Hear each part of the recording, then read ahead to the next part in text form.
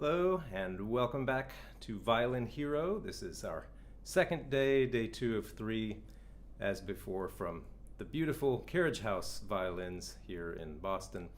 And special thanks to Carriage House and Rob Mays, really for being instrumental, no pun intended, in coordinating this event and giving us this beautiful space to work with. We've got a whole team making this weekend possible, so thank you all.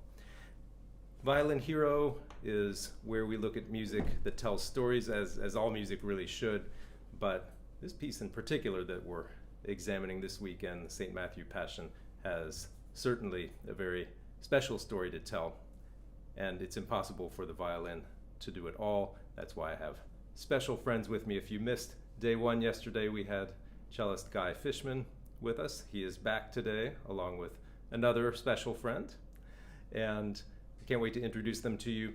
First, I want to let you know that while you can watch these live streams without registering for the Violin Hero event, I really hope you'll register because it's the only way to get the whole packet, literally a downloadable packet. It includes my marked part, it includes the full score, the same score that we're working from, and it lets you know activities you can take part in to get the most out of this event. So look for that link in the description. Register, download the packet for Violin Hero. Also makes you eligible, of course, for prizes that will be revealed and handed out tomorrow. So my team will drop it in the chat as well, that link for you. I really loved, speaking of those of you who did register already and filled out some of those pre-event prompts, I loved reading those introductions. So many of you mentioned playing with singers, different pieces or occasions in which you'd done that, and how it changed the way you phrased and breathed. That's really at the heart of Erbarmedi, the piece that we're looking at from St. Matthew Passion by Bach. The violin part, while it's beautiful, it really only makes sense in conjunction with the voice. And what I love about this group, all of us, it's a mix, right, of professionals, dedicated amateur players, teachers, and even late starters, and we're all here to grow and hear Bach in a deeper way. To go along with that, for those of you who have gone that extra mile and posted in the Discord server, special thanks to you, because that's so inspiring to everybody else, and it's also, if you're interested in those prizes, it's one of the easiest way to earn points. Post both days' homework if you can. We had, quote, homework from yesterday about marking some of those harmonic pillars and directions. Got something different for you today based on our other special guest. And post those homework, any videos, your responses to my prompts on Discord by 12 noon Eastern time tomorrow. That's an hour before the wrap-up event, in order to be eligible for prizes. And among those prizes, we've got a $100 gift card from Carriage House Violins here, the wonderful hosts, Johnson String Instrument, and they can ship violin goodness anywhere in the world. Got video feedback from me and even a 60-minute session with me as prizes as well. Best way to get the most out of this event is actually to go even further and to post a little video clip of yourself playing. I saw a clip of Guy and I go out yesterday, and we both saw it and we were like, oh, I wish this had been different, I wish that had been different. That's all part of the process. So if you do that as well, and tag me at Nate's Violin, also use the hashtag ViolinHero, then I can find it, and then I can share it on my own story. I'd love to give you that shout out. Bob has already posted on Discord, so thank you, Bob. That was great to see. Why do that, besides the possibility of embarrassing yourself? Not only is it great for your own playing, your own growth and understanding, but it's inspiring to others. There could be 100 other people who are just waiting to do that same, but they're waiting for someone else to jump in the water first. So if that can be you, and to encourage greater participation, that would be amazing. While you're on Instagram, follow Carriage House. I do, and my team will put the links in the chat as well. And then today's session, as well as yesterday and tomorrow, are being recorded, of course, as well as live streamed, so you can catch them after as well. It's time to bring up my friends And the violin representing Peter's tears is only part of the story. It really only makes sense in dialogue with the voice. And so I would love to introduce to you Emily Marvash, who is a Boston-based alto contralto. So Emily, if you would come up to the stage, say hello, take your place right in the center here, as you should be. Thank you so much Pleasure. for being here. This is going to be a lot of fun. And I want to bring up as well a person that you met yesterday, Guy Fishman, cellist, principal cellist of the Handel Haydn Society and teacher at NEC, New England Conservatory here in Boston. Guy, hey, thank you again. See you again. We've got the whole crew. Now tomorrow, we'll finally be ready to take a crack at playing this all together, but since this is our first time working together, what we're going to do is explore some of the elements and frankly get some of my questions answered. Singing, if I'm not wrong, doesn't happen without air, doesn't happen without breathing. Can you just give us a little overview of what happens in order for you to make sound? Maybe, before you would sing a note of this solo, how do you prepare? What's happening with the breath? Yeah, we singers think a lot about neuromuscular connections, just like you do, and we think about our entire bodies, just like players do. And so to prepare for something like this, of course, I have to be in a relaxed and supportive and flexible posture as well. And then for me, breathing can also convey emotion. So for something like this, my breathing would be a little bit different than something that is joyful or something like that. So it also becomes part of the line, the breath. I know for us, it's I don't want to say breathing is optional, but it sure seems that way sometimes based on I'll finish playing something and I'm like, right. Have I been holding my breath for 30 seconds? And it's something that I keep thinking about as I get older. Not optional for you. Of course, you don't make sounds only, you're also speaking and singing text. We talked a little about the story of this particular aria yesterday, but could you fill us in, maybe translate at least the first few lines of text and let us know what you are doing here in this aria? Yeah, so this is in the context of the biblical story of Jesus' crucifixion. His disciple Peter was warned that he would betray Jesus 3 times. And then when he has done this is just what has happened in the narration, a rooster crows reminding him that this had been predicted. And so the narrator, or in a Passion, the evangelist, tells us what happened. Peter realized what had happened. He went out and he wept bitterly. And when Bach wrote these oratorios, and this is a big work of music, the flow of this was meant to be performed in a church for a congregation of people who knew this story very well. And Bach's particular gift was to connect our human emotions into these stories that he was telling. And so the role of the solo aria in an oratorio is to take a story about people who are not in front of us and to use empathy and music to make that personal to us. So when you hear a soloist in an oratorio, they are the voice of everyone, so a real person. And so we hear the tears of Peter, but the first person is me, is you, is anyone in the congregation. So the text is Erbarme dich, have mercy on me, for the sake of my tears, basically. Have mercy because I am so bereft in this moment. And would you, either on your own or if you'd like with Guy, would you just give us the first phrase here so that we can hear, and imagine, if you would, yourself saying or singing these words. Doesn't matter if you speak German or not, but listen to the vowels, the consonants, and the character of the words. Sure. Do you want me to join? All right, yeah. You sure? Yeah. From your entrance? Can you give me an F sharp? Oh yeah.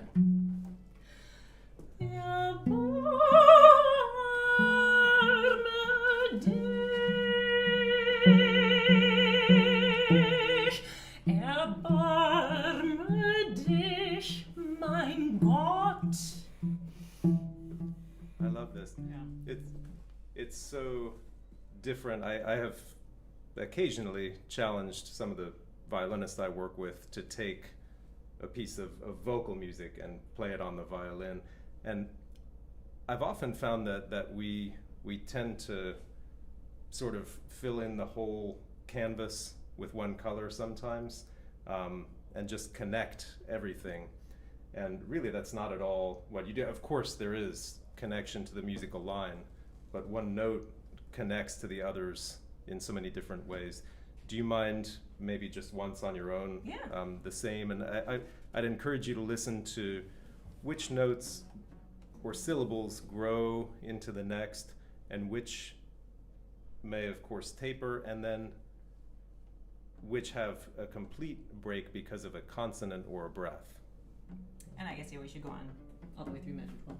Sure. Yeah. You can play both of you. Okay. Make Yeah. more Sure. sense. Yeah. Thanks.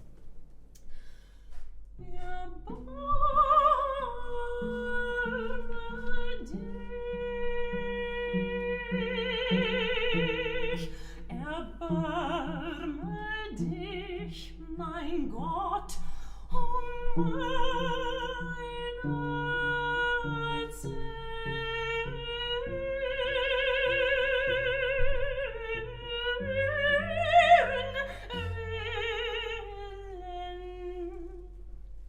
Wonderful. This is my first time to perform with you, so. Yeah, the Germans also have this concept of short and long vowels. So something like Gott has what they would call a short vowel, so that even Bach dictates the length of the note, but the word can be a little more short. Definitely. And what are some of the other ways, specifically with that, with the length or the connection between different notes or syllables? What are some of the other clues? Because I was going to ask about after dich and then mein Gott. Is it the comma in the text that tells you we need to, this is set apart, or are there other clues? Yeah, it can be different because you're saying, have mercy, erbarme dich, mein Gott. You're addressing my God, and there is a comma in the text, as you say. But sometimes we could sing through that, and I think for the first statement of any text like this, especially if you think about it would have been performed for people who'd never heard it before and didn't have the text in front of them, to have clarity there, to really, use that. But you could go through that, you could just sort of break you have this beautiful consonant, this soft dich, and then you have to switch to the M. So it does sort of like confound legato a little bit in there to like move all of these articulators around to get to the consonants. I notice also, since we've anticipated a version of your line before in the violin, the repeated note. So you have a consonant there, as you said, the softer, the D consonant. Whereas a lot of times what we'll do as violinists, we don't want to put a break there, right? We're afraid of that. So we try to maybe connect it as much as possible. If it's a particularly romantic piece, right, we might switch finger and do something that's maybe out of place in this sound world. But the way that are you able just to give us that, or the first measure, just to hear on a repeated note the different consonant?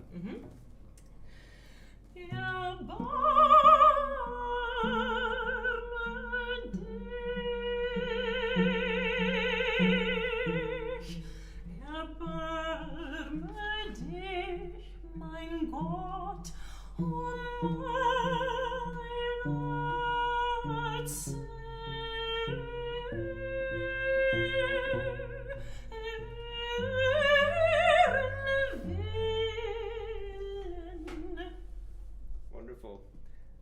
this is giving me ideas for my own mind, or I should say, it's maybe eroding my confidence a little bit. What I thought I'd figured out. Well, this is what we're starting at the vocal entrance, but the violin has the whole first statement. So we learn from each other. That's true. I heard a story from a colleague once. Well, at that point they were more of a mentor, and they were bragging a little that there was a piece they were playing with orchestra, a similar situation where the violin had the line first, and according to this person's telling, the vocal soloist didn't come in the rehearsal and said, "How do you expect me to come in after that?" Which I guess could be taken two different ways. But in this person's telling it, they were bragging on themselves. But so I hope you won't say that to me. I'm curious about in the vocal line, genuine curiosity, when Bach uses slurs and when not. So like even in your first bar, literally bar, you've got 3 notes in that syllable. In the next syllable, you have 2 notes. Now in the bar syllable, there's no slur. In the next one there is. What sort of changes do I make too much of that, or I'm curious about when he would use slurs and when not? Yeah, I mean, I'm interested in your thoughts on this too, Guy. But this, and we're also looking at an editorial score too, so I would have to check the manuscript to see exactly how he marked it. But it could be to make sure that you don't anticipate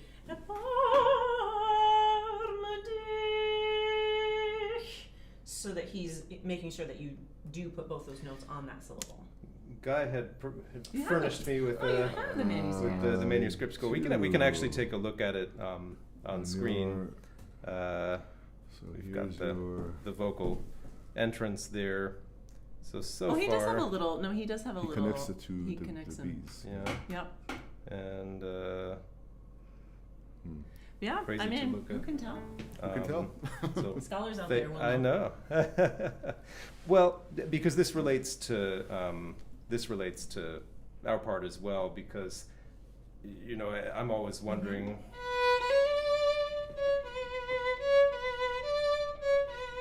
And other times we've got either real slurs or we've got slurs, and obviously this, I'm not gonna.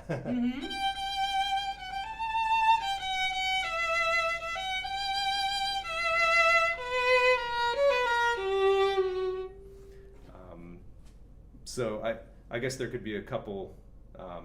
What would be nice is if I just always had permission to shape it as I want, which I guess in the grand scheme of things I do. Yeah. But I was curious from your perspective. How Yeah, much of I a always think difference. about when you're thinking about composers who wrote everything out by hand, that when they use extra ink to write in 30-second notes or something, it's really important to them because that's time for them. And so whenever Bach writes out something like this, you have to, even in this is his master score. He revised it, he edited it, but he spent time to write all those bar lines, all those flags. So yeah, we will have to ask ourselves why he did what he meant. Yeah, no copy paste, except for the people they would employ, His children. the actual copiers and pasters. Exactly. Yeah.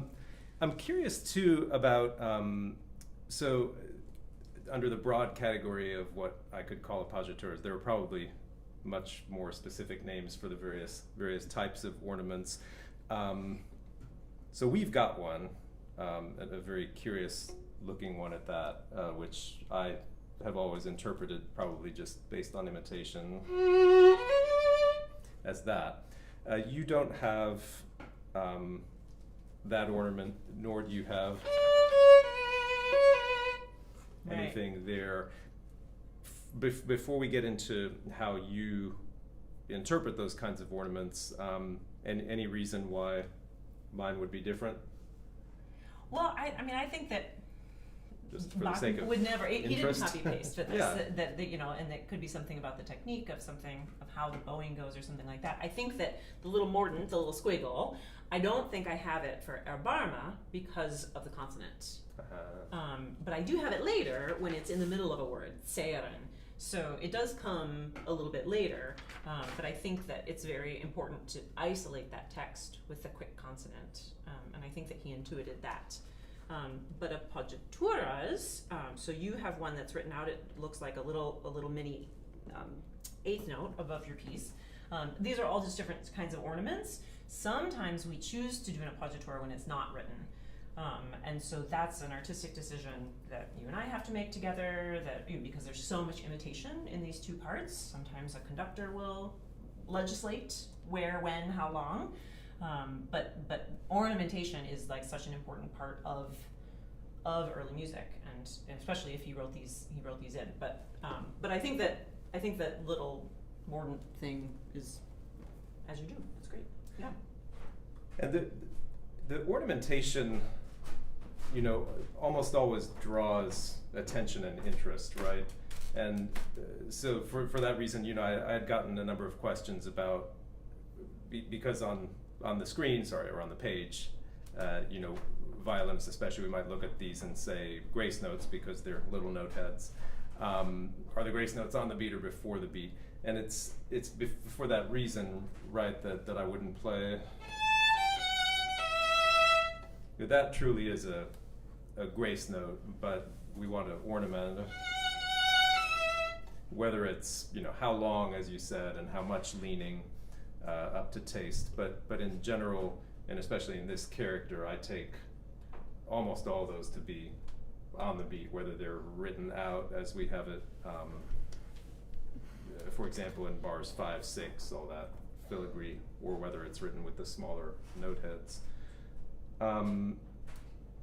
Guy, from your perspective too, just instrumentally, we didn't talk a lot about these appoggiaturas and grace notes. Do you still have your bows? I do. I have one bow. Yeah, here it is. Looking at the violin part, since you don't have a big cello solo in this number, Correct. How do you see those appoggiaturas? And then I'll turn to you as well. Well, to say that they're vocal would be an understatement in this work, right? And I think that there's little argument that an appoggiatura is a disruption of something, and the disruption, the thing that doesn't belong usually gets more attention than the thing so tension gets more attention than release. And a good composer will place appoggiaturas, I think, in the voice at least, correlating to a particular part of a word. Of course, we do have good composers like, forgive me, Handel, who will sometimes set a word on a very odd musical moment. But in this case, I really feel like they deserve a good deal of weight and leaning. And of course, you can exercise your musicality and plan out. If you see, they're never just by themselves. There's usually a harmonic change happening, so you can plan out a dynamic landscape where those appoggiaturas fit. But between the appoggiatura and the note to which it's connected, appoggiatura gets a bit of emphasis. And the length is, again, I think it's, as you said, what you said is the thing you read all the time in the 18th century. Good taste. Nobody tells you what good taste is, Right. but they say according to good taste. And I think that's an opening for the musician to experiment and see what feels right. I mean, could we demonstrate this at bar 11?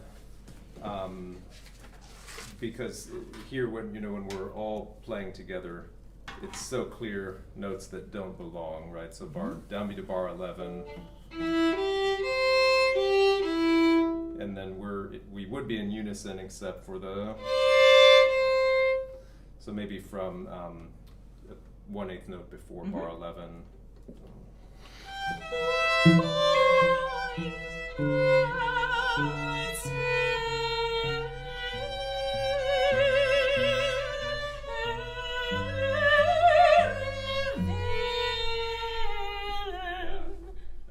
That's real tension, as you said, and we go toward that, and relax out of it. For violinists, there's a pretty bad habit, in this regards, vibrato too, which I want to ask about. It's easy for us to, or for example, in that last bar,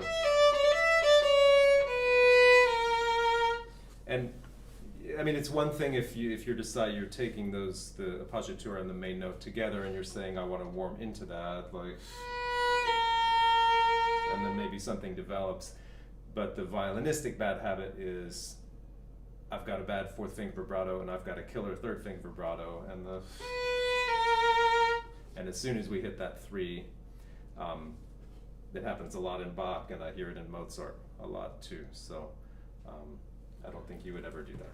Well, but I think that what you did on modern bow, modern strings, steel strings, it's still when you demonstrated what you prefer, the vibrato really kind of followed a certain change in the bow usage, and at the end it kind of added a little bit of something, which I think is like the purest and most sincere form of vibrato. It actually ties to something your sound is doing. So yesterday you were talking about some ways we make fun of early music practitioners. One of them is this abuse of what we call the messa di voce, a note that swells. You know, when my teacher yelled at me not to play early music, he used that as, don't do that, all that swelling you're doing. And maybe I did it badly. But really it's about shape. It's about note that the note doesn't just begin and end as like a block, but the note has life. And especially when you hear a good singer do it, they shape, and if it comes along with a particular part of a word, there's always shape to it. And I think that you know, if you like you just demonstrated, if you force yourself to see when you actually need the vibrato, it comes at the right place. Yeah, and it's useful to play without to hear what might be missing, right? I mean, would you even call that the origin or the purpose of vibrato, is to give life to longer notes or development? I mean, in vocally? the treatises, vibrato is classed as an ornament, just like a trill or a mordant or anything. So it is to ornament the line, and vibrato can be small, big, fast, slow, just like everything else. Yeah, Tartini wrote Tartini wrote a book that has a method for practicing your vibrato. He actually writes it out, and there's 3 different kinds of violin vibrato. He talks about a slow, a fast, and a gradually getting faster. So they thought a lot about vibrato, about different kinds of vibrato, and you know, forgive me for saying this, I happen to have written my doctoral dissertation on vibrato. And so I read a lot of sources, and a lot of people in the 500 years it's been mentioned say, don't do it all the time. It's basically the same message from the 1500s to the 1920s. But nobody argues, and in fact they happily admit that it's a beautiful ornament. You should absolutely use it when it's the right moment. It's funny, in what I do, changing repertoire almost every week or sometimes twice a week in the symphony, we'll have guest conductors come in, and there's one sort of expedient, because if you tell a modern symphony orchestra, don't use your usual terrible vibrato, do something in better taste. Obviously that's not going to work, and it usually doesn't even work to say, let's play mostly without vibrato, but let's only vibrate the important notes. That tends not to work super well either. So what usually happens is conductors will say, orchestra, no vibrato. Well, they'll say strings, no vibrato. And then sort of woodwinds, and of course the soloists are free to do whatever, and that leaves all the string players like, well, why are we Well, it's such a difficult position for everyone to be in, because then making music becomes a diminutive of experience. You're taking something away from me that I need, and that's really, it's been in the works for hundreds of years, and we've gotten to this point where no vibrato means, instead of thinking about where do we add vibrato, but you know, also who can blame people who love vibrating a lot? It's a beautiful thing. Yeah. I mean, it's, you know. I heard Steve Reich say once in a question and answer, because somebody had said, I know that you don't like vibrato as a modern composer, but I hear vibrato in the recordings. And he says, I know and you know that you're going to feel better if you can move your left hand a little bit. Like that. It feels good. Right. And, you know, we need to feel good when we're making music. When my teacher, David Sawyer, used to yell at me for, lovingly I'm sure, but yell at me for not vibrating, he would say you need to keep your hand alive. And then in this research I did, I read a book by Lionel Curtis, English violist, who died in 1972, I think. And he wrote a book before David Sawyer said that, and said, keep your fingers alive, you must not let the notes go dead. So there's a connection, a correlation between mortality and vibrato in a lot of our minds. Like no vibrato means dead sound. People in the 18th, 19th, some of the 20th century called it pure sound or pure stop. They use words like purity or a straight tone or things like that. Later on, we came to associate it with death, which is a little bit of where we are now. Yeah, speaking of loving messages from David Sawyer, yeah, one of the only teachers ever to make me begin to cry in rehearsal. So we have Nathan's tears in this. I'm sorry. But we've all been there. But they've done studies where different violinists can be almost impossible to tell apart if they're not allowed to vibrate. So if you ask a few people to play a note or a few notes with no vibrato, it can be hard to say this is player A, B, C. But if they have beautiful and distinctive vibratos, then the same notes are easy to identify.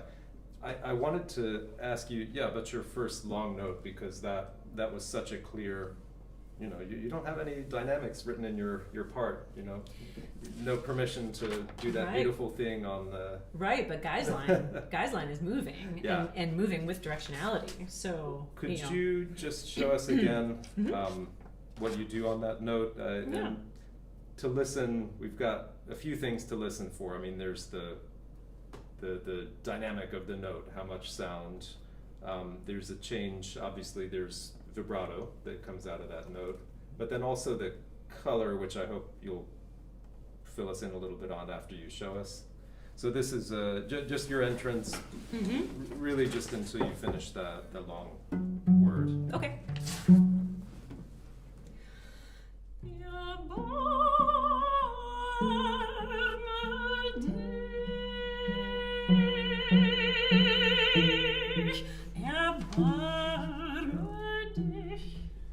So it's funny, I can feel my ears doing the like in the middle of that note. It's great. My ears are alive. How do you describe changing the quality or color of a vowel? It's something that anybody can do. Maybe they don't know they can do it, but I mean, even I, not a trained singer, right? If I have a O, I can, O, and I don't know what I'm doing, but what do you call that to sort of develop the quality of a vowel? Well, I'm also not a technician, and I'm not a teacher, and I'm not famous for my technique. So a lot of it is intuitive, and I think, as you say, we humans have language for our entire lives, and we know intuitively ways to change the color of that. And for a singer, all you're doing is practicing toning the muscles that move all of those different things. In the same way that I don't have the fine motor control that you have in your left hand, but I can move little bits of my articulators and my resonators around to play with those things, and that's fun. It's fun to play. Well, and it wouldn't make any sense. Guy and I were talking about this a bit yesterday, sort of the attempt, especially with a composer like Bach, to play exactly what's on the page, and how in the end that's really a fruitless exercise, because he doesn't tell you on the page to do that, but the message and the character of the story wouldn't make any sense without it.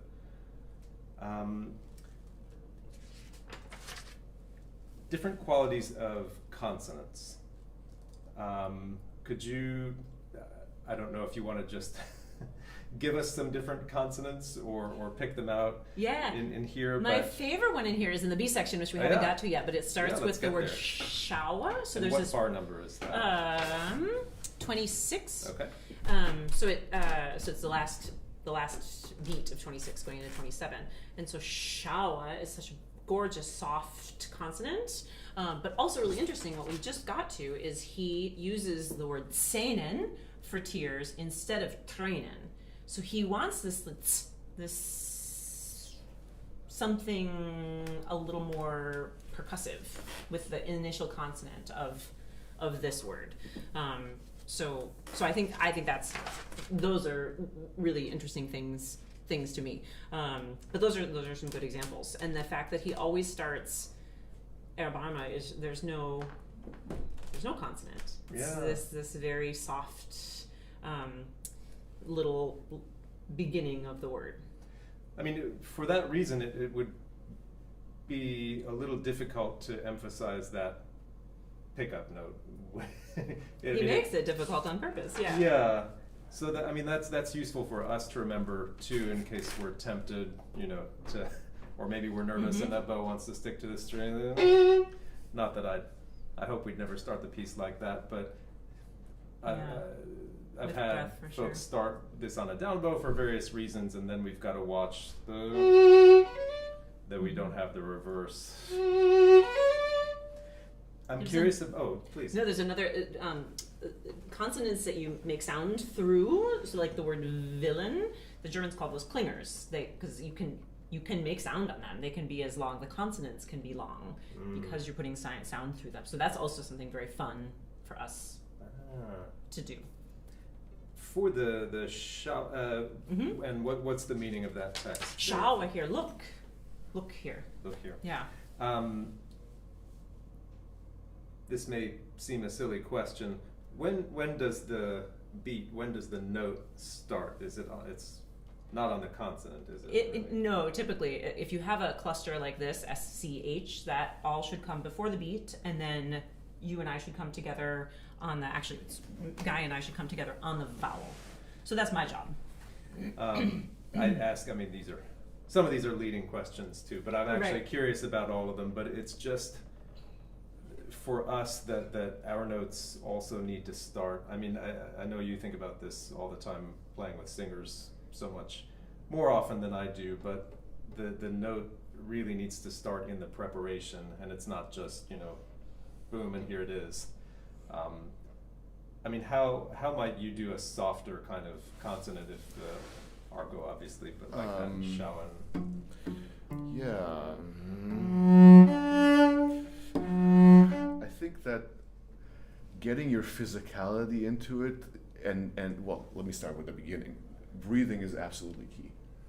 And I think you're absolutely right. So many of us instrumentalists, string players, don't think about our breathing at all. And even as an ensemble tool, an ensemble that breathes together has a much higher chance of playing together. But if I breathe, there's a natural physical motion to breathing that is very appropriate to this upbeat. So if I had to play that upbeat with a bow, then I feel like my breath kind of carries me to the top note. So I would say, if I had to say like one word, it would be breath. And then, I mean, obviously, and you're starting in the upper half of the bow, as I would too. There's very little weight set on the bow before you started moving either. And I think a lot of the times we're thinking of, I'm starting this from the string or not from the string, but there's a endless variety, right? Even starting from the string, barely touching, versus having weight set, which would give us more that you were talking about with if we've got a little bit of weight set, releasing it instantly, which might be, I don't know what consonant that sounds like. Starts getting toward D's or even K's. As a sneak peek, that's going to be your homework tonight, by the way, is to mark some consonants and vowels in the instrumental line.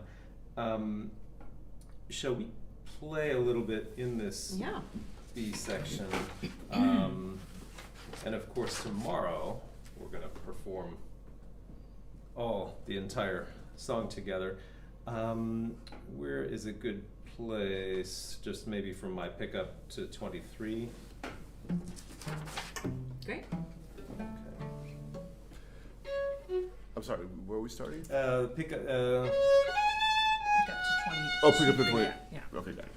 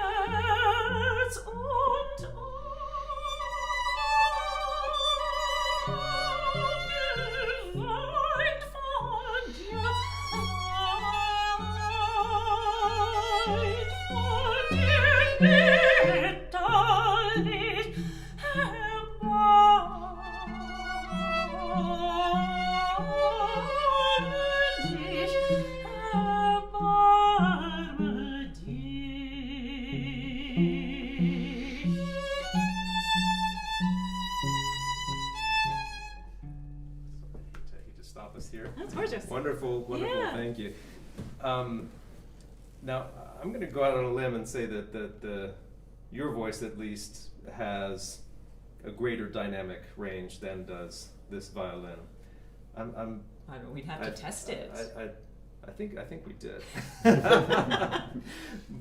And it's rather than try to compete sound-wise, and I imagine, if you were here with another singer, for example, it's never pleasant to have to, you want something to sing with or to sing against in some cases, but never to have to compete. We hear this all the time in Beethoven's Ninth Symphony with the The last Right. quartet. Yeah. Sorry. You I shouldn't No, be it's doing okay. I that. love singing. It's fine. It's so often, for singers that have been, plucked from the various, fitting the budget and all of this, and then they're brought together and they've got one rehearsal to Right. sort of Make a team. Yeah. And sometimes it works well, other times not. But rather than trying to compete in volume, I'm realizing that whatever the range is, let's say in decibels, the amazing thing about what you're doing is the proportion, right? So you can use all of your range or part of it, choosing sort of how quickly to taper, and that's what I'll need to do as well. Yeah, it's so beautiful the way that these two lines just kind of chase each other, and Bach does this in other places as well. But the moments of unison are really special, and as a singer, I really try to listen to that and be as violin-like in my vocal quality at that moment, because then it's unclear what voice goes up and what voice goes down, and we have some of these beautiful crossing lines where you're in a falling line and I'm in this ascent, and so that the balance naturally changes with those in a very living way. Yeah, I love that. Bach doesn't avoid. I mean, textbook-wise, you'll see a lot of folks say, well, okay, if you've got two soloists, don't have them in the same octave, don't have them in the same range, and of course there are times he does that. But as you say, he doesn't mind mixing it. Yeah. And enjoying that rub, so to speak. What about repetition? I mean, repetition in the text or repetition in music material, specifically here with the text. When he says look here and then again look here, you did something quite different. Maybe could we I don't remember what I repeat did. that? Yeah, let's do it. Well, you'll do two different yet things. How about right on bar 26? Okay. Mm-hmm.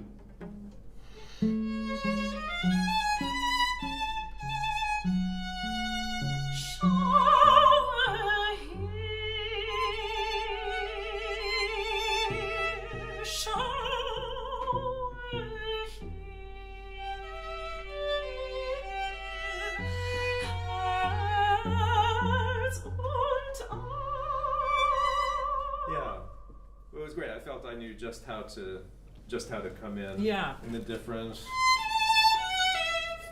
as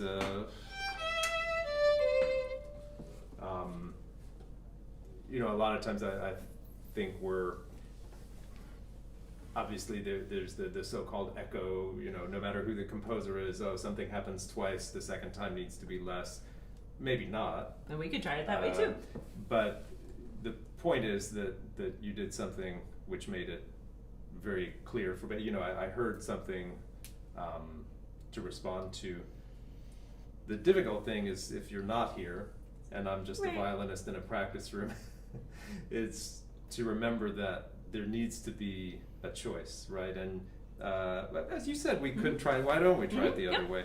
And you know, it's what I would hope to do in the practice room too, is to look at your part and decide, well, what does this mean? Yeah. Yeah. So let's give it another play.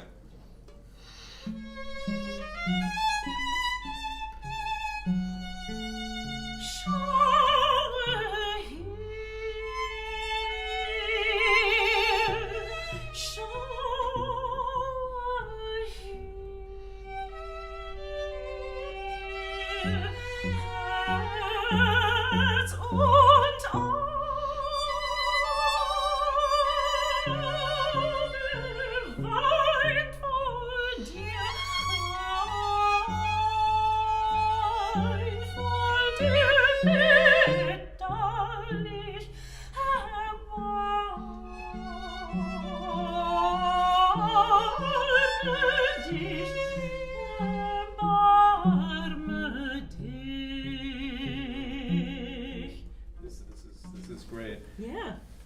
As far as intervals, we haven't spoken too much about that yet, but when you have something like at the end of bar 30, I mean, you sang that as a very dramatic moment, and maybe, of course, that's partly due to the text, which of course goes with the music. What is he saying right here? Heart and eyes are weeping for you, weint for you, bitterly. And that goes back to the recit before, the bitter crying of Peter. The last words of Yeah. the evangelist Yeah. there. But this big interval in... Yeah, so D sharp to F sharp. Yeah, but also over the diminished journey in the. What do we got there? Yeah. Mm-hmm. Yeah.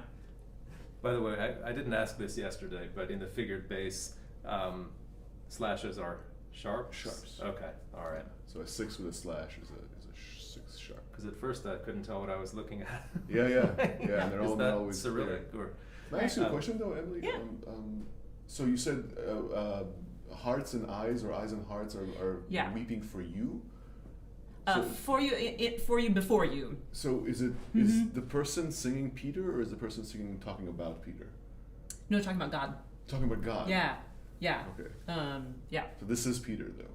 No, it's me. And so you can think of it this way, that maybe the violin is Peter, I see. weeping, coming out of the recit. Got it. But it's very important to Bach that we, as the faithful in the congregation, have this personal response to the narrative, and then come the chorales, and then we in community express again some sort of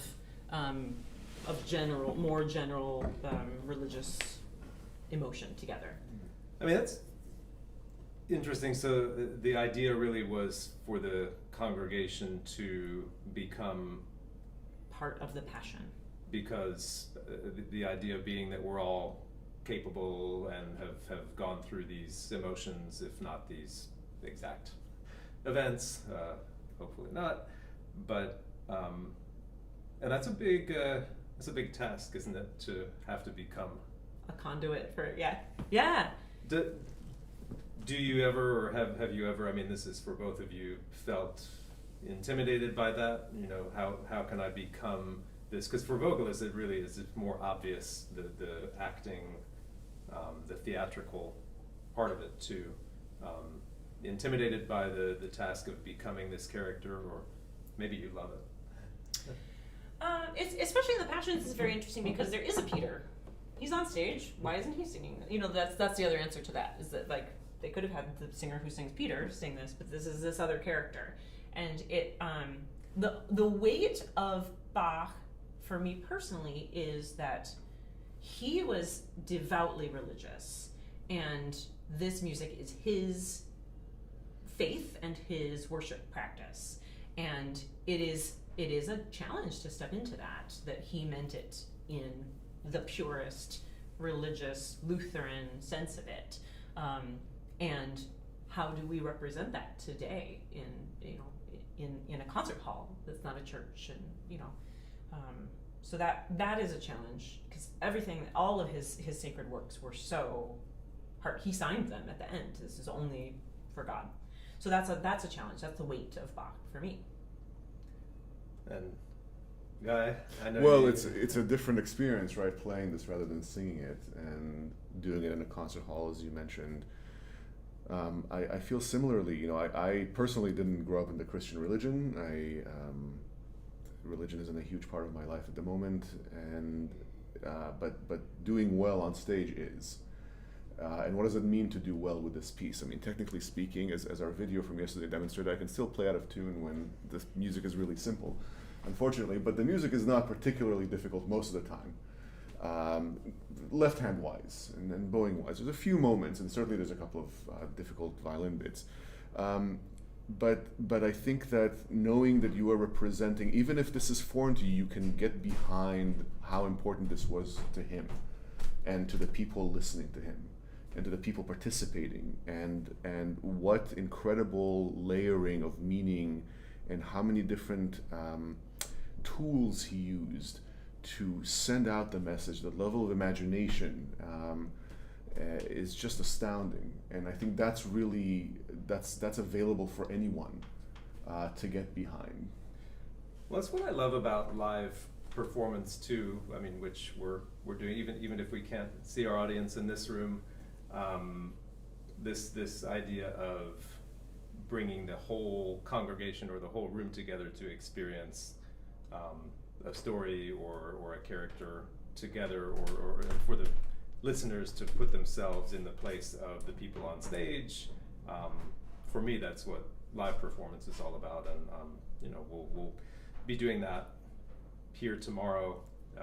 But it's why I never want to stop playing concerts, and Right. For everybody who's here watching today too, it's why I think sharing your playing is essential. I mean, whether you're a professional or not, I mean, this music is meant to be heard.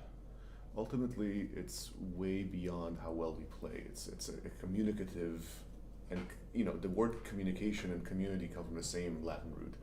When we communicate, we build community. And you go to symphony hall, amazing orchestra, and you look at the audience, it looks like a community. Everybody's doing a similar thing. And so sharing your video is that you've heard performances you've adored that were imperfect.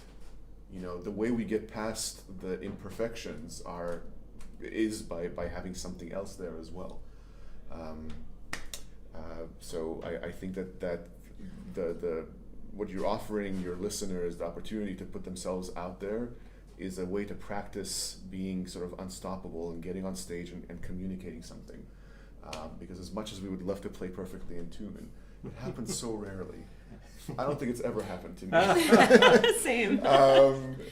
So there you might as well have something else that you're. I can't imagine Bach would have cared much if we miss a note, but he would have cared if we are absent from the message. So. Yeah. Mm-hmm. Well, why don't we, before we close, let's play a little bit more. Tomorrow we're gonna play and sing the whole aria, but maybe let's continue from the pickup to bar 33, and just play for a while and practice listening to each other, and that'll put us in a great frame for tomorrow. So pick up. Yes, please.